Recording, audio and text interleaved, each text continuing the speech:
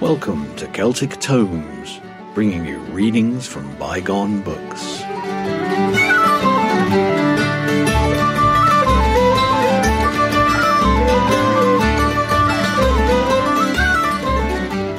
Welcome to Celtic Tomes, bringing you readings by Gary and Ruth from the classic books of Celtic lore and study. Chapter 7 of The Religion of the Ancient Celts by J.A. MacCulloch.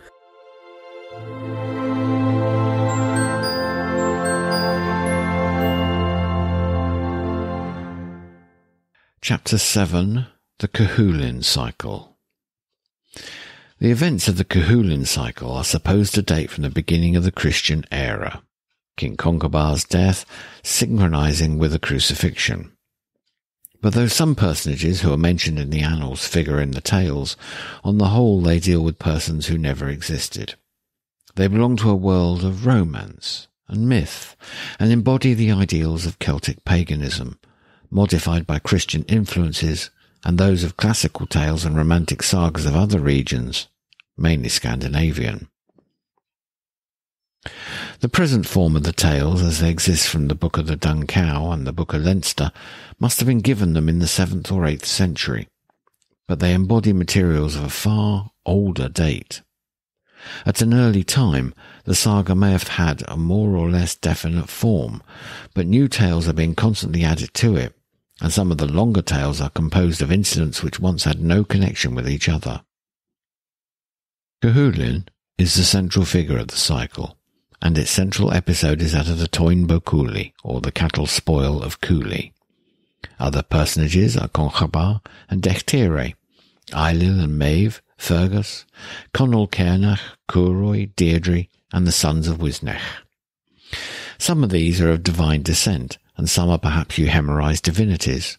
Conchobar is called the deer talmaide, a terrestrial god, and Dechtire, a goddess. The cycle opens with the birth of Conchobar, son of Cathbad and of Nessa, daughter of one of the Tuatha De Danann, though in an older recension of the tale he is Nessa's son by the god Luke. During Conchobar's reign over Ulster, Cuchulainn was born. He was the son of Dechtire, either by Sualtaim or by her brother Conchobar, or by the god Luke, of whom he may also be a reincarnation. Like other heroes of saga, he possesses great strength and skill at a tender age, and setting out for Conchobar's court, overpowers the king's boy corps, and then becomes their chief. His next adventure is the slaying of the watchdog of Cuchulainn the smith, and his appeasing the anger of its owner by offering to act as his watchdog. Cathbad now announced that his name would henceforth be Cuchulainn, Cuchulainn's hound. At the mature age of 7 he obtained Conchobar's spears, sword, shield and chariot, and with these he overcame the 3 mighty champions, returning in the distortion of his battle fury to Emania. To prevent mischief from his rage, the women went forth naked to meet him. He modestly covered his eyes, for it was one of his geasa not to look on a woman's breast. Thus taken unawares, he was plunged into 3 successive vats of cold water until his natural appearance was restored to him, although the water boiled and hissed from his heat. As Cuchulainn grew up, his strength, skill, wisdom and beauty were unsurpassed. All women fell in love with him, and to forestall a series of bonnes fortunes, the men of Ulster sought a wife for him. But the hero's heart was set on Emer, daughter of Forgall, whom he wooed in a strange language which none but she could understand. At last she consented to be his wife if he would slay a number of warriors. Forgall was opposed to the match, and with a view to Cuchulainn's destruction suggested that he go to Donall in Alba to increase his skill, and to Scathach if he would excel all other warriors. He agreed, provided that Forgall would give him whatever he asked for on his return. Arrived in Alba, he refused the love of Donall's daughter, Dornolla, who swore to be avenged. Thence he went to Scathach, overcoming all the dangers of the way, leaping in safety the gulfs surrounding her island, after essaying in vain to cross a narrow, swinging bridge. From Scathach, he learned supreme skill in arms and overcame her Amazonian rival Eva. He begat a son by Eva and instructed her to call him Conall, to give him his father's ring, to send him to seek Cuchulainn, and to forbid him to reveal his name. In the sequel, Cuchulainn, unaware that Conall was his son, slew him in single combat, too late discovering his identity from the ring which he wore. This is a well-known saga formula of Sohrab and Rustum, of Theseus and Hippolytus. On his return from Scathach's Isle, Cuchulainn destroyed Forgall's Rath with many of its inmates, including Forgall, and carried off Emer. To the 10 years which followed, during which he was the great champion of Ulster, belong many tales in which he figures prominently. One of these is the debility of the Ultonians. This was caused by Macha, who during her pregnancy was forced to run a race with Conchobar's horses. She outran them, but gave birth immediately to twins, and in her pangs cursed the men of Ulster with a curse that in time of oppression they would be overcome from the weakness of childbirth. From this, Cuchulainn was exempt, for he was not of Ulster, but a son of Luke. Various attempts have been made to explain this debility. It may be a myth explaining a Celtic use of the couvard, although no example of a simultaneous tribal couvard is known, unless we have here an instance of Westermarck's human pairing season in primitive times, with its consequent simultaneous birth period for women and couvard for men. Others would less likelihood explain it as a period of taboo, with cessation from work and warfare at a funeral or a festival. In any case, Macha's curse is a myth explanatory of the origin of some existing custom, the duration of which is much exaggerated by the narrator. To this period belong also the tale of Cuchulainn's visit to Elysium, and others to be referred to later. Another story describes his attack upon Morrigan, because she would neither yield up the cows which she was driving away, nor tell her true name, an instance of the well-known name taboo. Morrigan took the form of a bird, and was then recognised by Cuchulainn, who poured scorn upon her, while she promised to oppose him during the fight at the Táin in the forms of an eel, a wolf, and a cow, all of which he vowed to destroy. Like many others in the saga, this story is introductory to the main episode of the Táin. To this we now turn. Medb had been the wife of Conchobar, but leaving him had married in succession 2 chiefs called Ailill, the second of whom had a bull, Findbenach, the white-horned, whom she resolved to match by one in every way its equal. Having been refused the brown bull of Cooley, she summoned all her forces to invade Ulster. The moment was inauspicious for Ulster, for all its men were suffering from their debility. Cuchulainn therefore went out to encounter the host, and forced Medb to agree that a succession of her warriors should engage him in single combat.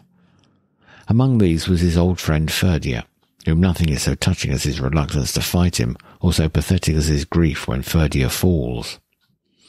The reluctance is primarily due to the tie of a blood brotherhood existing between them. Finally, the Ulstermen rose in force and defeated Medb, but not before she had already captured the bull and sent it into her own land. There it was fought by the Findbenach and slew it, rushing back to Ulster with the mangled body on its horns. But in its frenzy, a rock seemed to be another bull, which it charged. Its brains were dashed out, and it fell dead. The Morrigan had warned the bull of the approach of Medb's army, and she had also appeared in the form of a beautiful woman to Cuchulainn, offering him her love, only to be repulsed. Hence she turned against him, and described how she would oppose him as an eel, a wolf, and a red heifer, an incident which is probably a variant of that already described. In each of these shapes she was conquered and wounded by the hero, and knowing that none whom he hurt could be healed save by himself, she appeared to him as an old crone milking a cow. At each draught of the milk which he received from her, he blessed her with the blessing of gods and not gods, and so her wounds were healed. For this, at a later time, she tried to ward off his death, but unsuccessfully. During the progress of the Táin, one of the Cuchulainn's fairy kinsmen, namely Lug, who announced himself as his father, appeared to aid him, while others of the Tuatha Dé threw herbs of healing into the streams in which his wounds were washed. During the Táin, Cuchulainn slaughtered the wizard Calatin and his daughters, But Callatinn's wife bore 3 posthumous sons and 3 daughters, and through their means the hero was at last slain. Everything was done to keep him back from the host which now advanced against Ulster. But finally, one of Callatinn's daughters took the form of Niamh and bade him go forth. As he passed to the fight, Callatinn's daughters persuaded him to eat the flesh of a dog, a fatal deed, for it was one of his geasa never to eat a dog's flesh. And so it was that in the fight he was slain by Lugi, and his soul appeared to the thrice 50 queens who had loved him, chanting a mystic song of the coming of Christ on the day of doom, an interesting example of a phantasm coincidental with death. This and other Christian touches show that the Christian redactors of the saga felt tenderly towards the old pagan hero. This is even more marked in the story in which he appears to kin Lagoya and St. Patrick, begging the former to believe in God and the saint, and praying Patrick to "bring me with thy faithful ones unto the land of the living." A similar Christianizing appears in the story of Conchobar's death. The result of this mad frenzy on hearing from his druid that an earthquake is the result of the shameful crucifixion of Christ.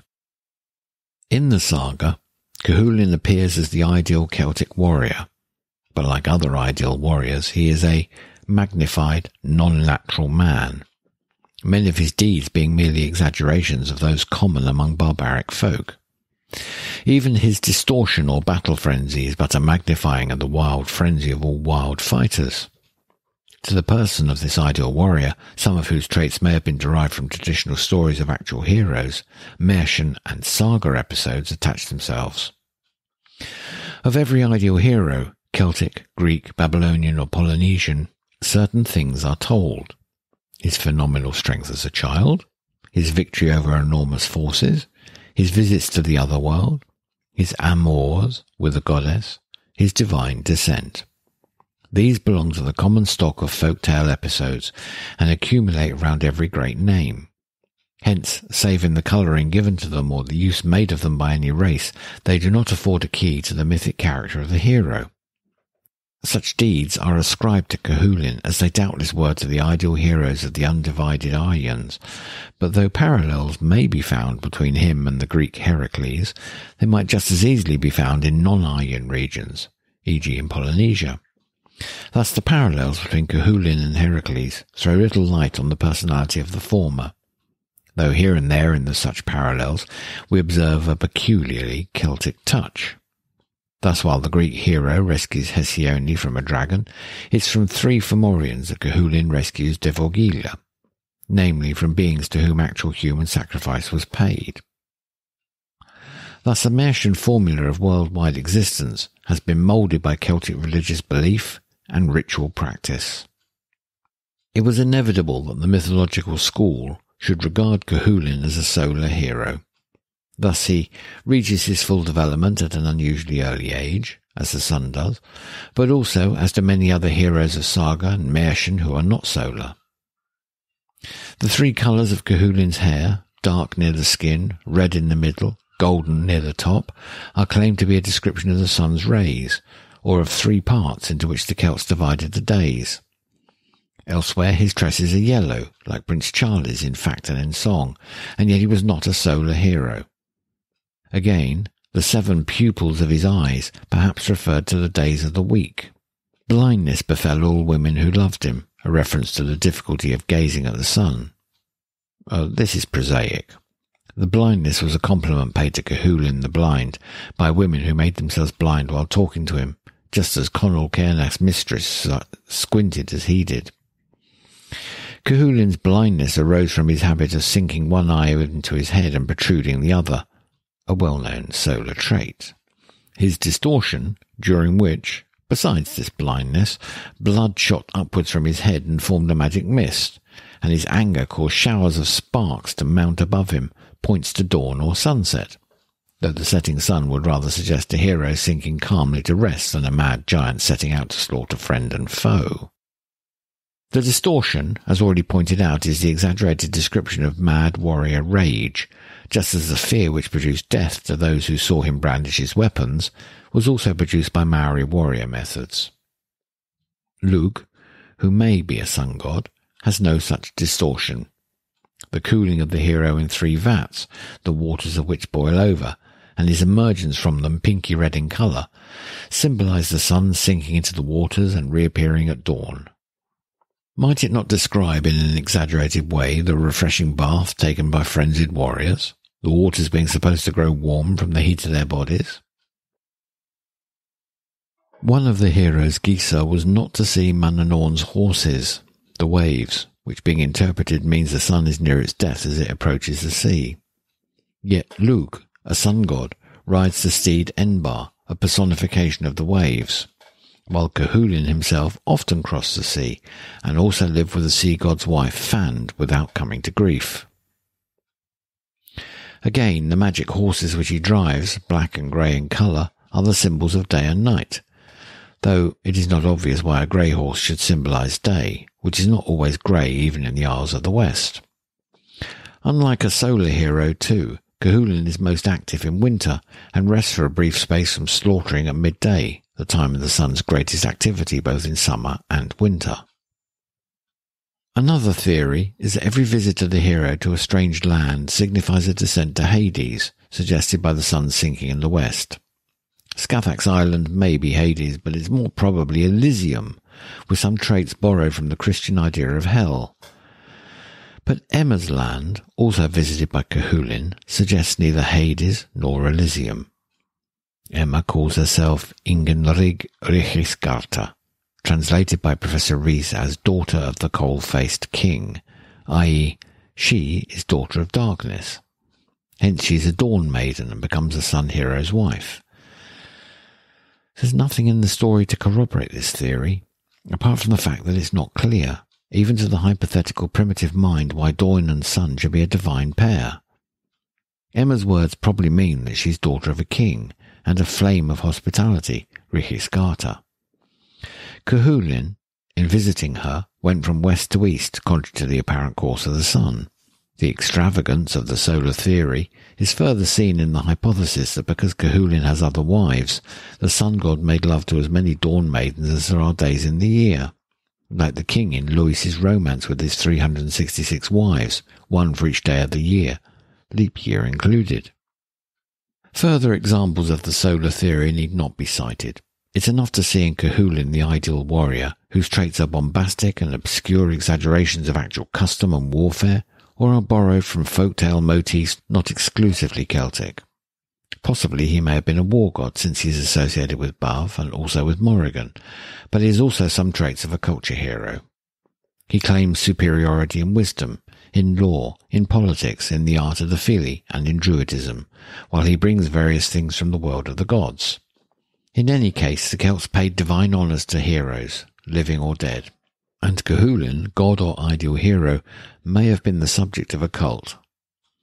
This lends point to the theory of Monsieur Darbois that Cuchulainn and Conall Cernach are the equivalents of Castor and Pollux, the Dioscuri, said by Diodorus to be worshipped among the Celts near the ocean. Cuchulainn, like Pollux, was the son of a god, and was nursed, according to some accounts, by Finchoim, mother of Conall, just as Leda was mother of Castor as well as of Pollux. But on the other hand, Cuchulainn, unlike Pollux, was mortal. Monsieur Darbois then identifies the two pairs of heroes with certain figures on an altar at Cluny. These are Castor and Pollux, Cernunnos and Smertulos. He equates Castor with Cernunnos and Pollux with Smertulos. Smertulos is Cuchulainn, and the name is explained from an incident in the Táin in which the hero, reproached for his youth, puts on a false beard before attacking the Morrigan in her form as an eel. This is expressed by Smertoin, to attach, and is thus connected with and gives rise to the name Smertulos. On the altar, Smertulos is attacking an eel or a serpent, hence Pollux is Smertulos Cuchulainn. Again, the name Cernunnos signifies the horned one, from Cernu, horn, a word found in Conall's epithet Cernach. But this was not given him because he was horned, but because of the angular shape of his head, the angle, cairn, being the result of a blow. The epithet may mean victorious. On the whole, the theory is more ingenious and convincing, and we have no proof that the figures of Castor and Pollux on the altar were duplicates of the Celtic pair. Cernach was an underworld god, and Conall has no trace of such a character. Monsieur Darbois also traces the saga in Gaul, in the fact that on the menhir of Cerfedel, Mercury is figured with a child. Mercury, in his opinion, being Lug, and the child Cuchulainn. On another altar are depicted 1, a woodsman, Esus, cutting down a tree, and 2, a bull on which are perched 3 birds, Tarvos Trigaranos. The 2 subjects, as Monsieur Reinach points out, are combined on another altar at Treves, on which a woodman is cutting down a tree in which are perched 3 birds, while a bull's head appears in the branches. These represent, according to Monsieur Darbois, incidents of the Táin, the cutting down of trees by Cuchulainn and placing them in the way of his enemies, and the warning of the bull by Morrigan in the bird form which he shared with her sisters Bav and Macha. Why then is Cuchulainn called Esus? Esus comes from a root which gives the words meaning rapid motion, anger, strength, all shown by the hero. The altars were found in the land of the Belgic Treveri, and some of the Belgic tribes may have passed into Britain and Ireland carrying the Esus Cuchulainn legend there in the 2nd century BC, e.g. the Setanti, dwelling by the Mersey and bearing a name similar to that of the hero in his childhood, Setanta, Setantios, as well as the Menapii and the Brigantes, located in Ireland by Ptolemy. In other words, the divine Esus, with his surname Smertulos, was called in Ireland Setanta, after the Setanti, and at a later date, Cuchulainn. The princely name, Donatorus, resembled Dond Tarb, the brown bull, of the saga, and also suggests its presence in Gaul, while the name, Greek Deotarus, perhaps equivalent of Deotaurus, divine bull, is found in Galatia. Thus, the main elements of the saga may have been known to the continental Celts before it was localised in Ireland, and it may be added, if it was brought there by the Gallo-British tribes, this might account for the greater popularity of the native, possibly pre-Celtic, Finn saga among the folk, as well as for the finer literary quality of the Cuchulainn saga. But identification of Esus and Cuchulainn rests on slight grounds. The names Esus and Smertulos are not found in Ireland, and the Gaulish Esus, worshipped with human sacrifice, has little affinity with the hero, unless his deeds of slaughter are reminiscent of such rites. It is possible, however, that the episode of the Táin came from a myth explaining ritual acts. This myth may have been the subject of the bas-reliefs carried to Ireland and there worked into the saga. The folk versions of the saga, though resembling the literary versions, are less elaborate and generally wilder, and perhaps represent its primitive form. The greatest differences are found in versions of the Táin and the Cuchulainn's death, which, separate in the saga, are parts of one folk tale, the death occurring during the fighting over the bull. The bull is his property, and Maeve sends Garv MacStairn to take it from him. He pretends to be a child, goes to bed, and tricks Garv, who goes off to get the bull. Cuchulainn arrives before him and personates the herdsman. Each seizes a horn, and the bull is torn in 2. Does this represent the primitive form of the Táin? And further, were the bull and Cuchulainn once one and the same? A bull, the incarnation of a god or vegetation spirit, being later made anthropomorphic, a hero god whose property or symbol was a bull. Instances of this process are not unknown among the Celts. In India, Indra was a bull and a divine youth. In Greece there was a bull Dionysus, and among the Celts the name of the divine bull was borne by kings.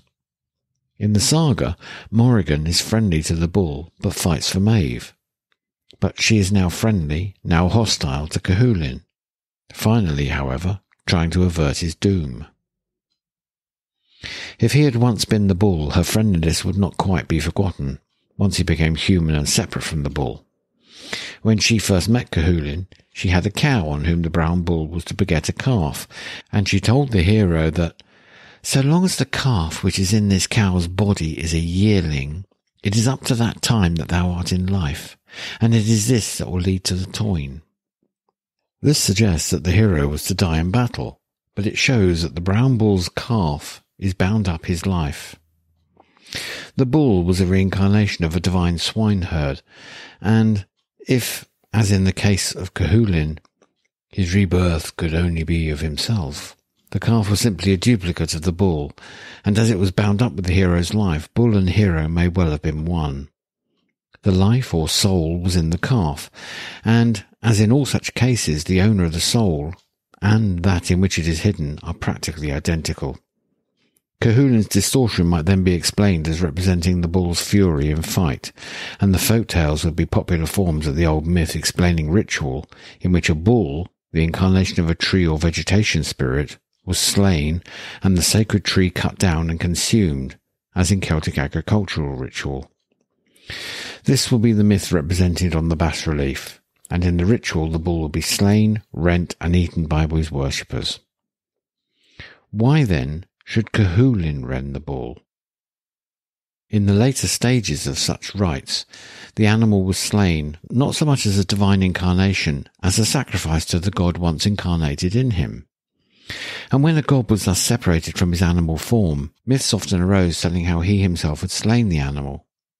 In the case of Cuchulainn and the bull, the god represented by the bull became separate from it, became anthropomorphic, and in that form was associated with, or actually was, the hero Cuchulainn.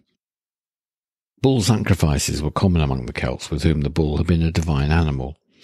Possibly a further echo of this myth and ritual is to be found in the folk belief that Saint Martin was cut up and eaten in the form of an ox, the god incarnating the animal being associated with a saint. Thus, the literary versions of the Táin, departing from the hypothetical primitive versions, kept the bull as a central figure, but introduced a rival bull and described its death differently, while both bulls are said to be the reincarnations of divine swineherds. The idea of a fight for a bull is borrowed from an actual custom, and thus the old form of the story was further distorted. The Cuchulainn saga is more coherent than the Finn saga, but because it possesses one central incident. The canon of the saga was closed at an early date, while that of Finn has probably never been closed, mainly because it's been more of a saga of the folk than that of Cuchulainn. In some respects the two may have been rivals, for if the Cuchulainn saga was introduced by conquerors from Britain or Gaul, it would not be looked on with favour by the folk. Or if it's a saga of Ulster as opposed to that of Leinster, rivalry would again ensue. The Finn saga lives more in the heart of the people, though it sometimes borrows from the others. This borrowing, however, is less than some critics, e.g. Zimmer, maintain. Many of the likenesses are the result of the fact that wherever a hero exists, a common stock of incidents become his. Hence, there is much similarity in all sagas, wherever found.